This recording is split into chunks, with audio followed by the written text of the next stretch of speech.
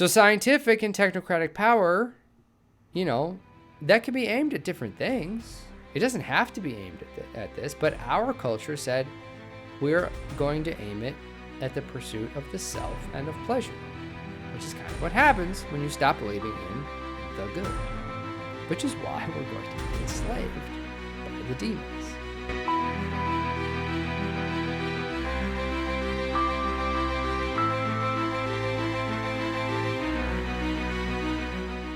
Søren Kierkegaard, the famous Danish philosopher, is he Danish? I think he was Danish. He said that the idea of public opinion is the invention of the printing press. And that's always stuck with me. In other words, he's like, the people don't believe anything. Everyone believes their own things about the universe. He's like, the idea of like popular opinion, that's the invention of the printing press. Because the printing press can just send out the newspaper and it'll say, oh, you know, all these people think this thing, or this is the opinion of the writer of the newspaper. And then you all read that and you're like, oh, everybody thinks this. Like, okay, I'm like, here's where I stand on this. And it's like, in other words, it's media itself that creates a consensus. There's not necessarily a consensus without the printing press.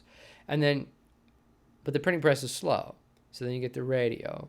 And then you get, well, like the daily newspaper was a thing that rapidly happened. So every single morning you'd get more input from the whatever centralized thing was telling you what to think. Then the radio, then the television, and now it's like, you know, whatever 6 news stations there are, like your opinion has got to fit into one of those things. It's very hard to have a truly different opinion. And then the internet, and then the smartphone, and then AI, and then VR. And it's like, it's all kind of an extension of the printing press in the sense that it's creating the idea that there's this mass population opinion, but really we're talking about media. And so it's not strange to say that, because even in the TV generation for the baby boomers, it was, you know, it's very hard to think your own thoughts when you're inundated by media. But now it's become more active. You have a problem? Thinking required? ChatGPT. Tell me what to do, what to think. Here's my inputs. How do you solve this problem for me? There's a whole class of people who are already woefully dependent on ChatGPT. It's happening right now. So the more you use it, the more this is going to happen. And so you're going to basically have these two kinds of people.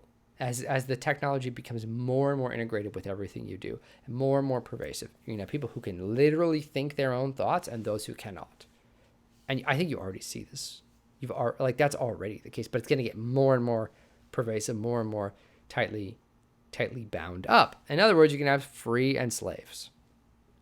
And the problem is that you are going to choose slavery because you've already been conditioned to choose pleasure and convenience by the technology you already use. The whole makeup of the technology you use conditions you to choose pleasure and convenience and to value convenience as maximally as possible as something like a moral perspective. So I have this conversation with people all the time. People are like, I can't give up my smartphone. I'm like, why? And they're like, well, and then they list some convenience thing. Well, then I won't have XYZ convenience. It's like, yes, that's correct. You will not have XYZ convenience.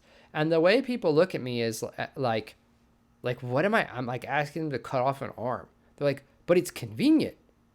Why are you asking me to give up a convenience? It makes my life slightly easier. And then I would have to like write down driving directions like we did in the early 2000s rather than have a machine tell me where to drive. And then I have to pay attention while I drive and figure out the driving directions. I couldn't listen to podcasts. It's like, yes. But like the way it's like it's our religion. We cannot conceive of sacrificing some amount of convenience.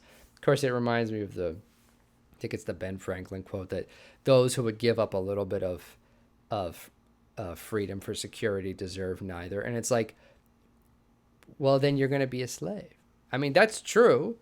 And you're going to give up a little bit of convenience for freedom, even. That's where we're at now. But you're just going to pick it. You're just going to pick convenience. And you're like, well, it's bad, but like, blah, blah, blah. It's like the same people who are like, yeah, I know this terrible junk food is bad for me and it's probably going to kill me, but blah, blah, blah, blah. It's like, welcome to the 21st century America. You're just going to pick slavery because not picking slavery and having these conveniences taken from you is tantamount to like a violation of your worldview, of your consumer worldview. Aren't you doing it right now? No, please keep listening to my podcast. I'm sorry. But you see what I'm saying.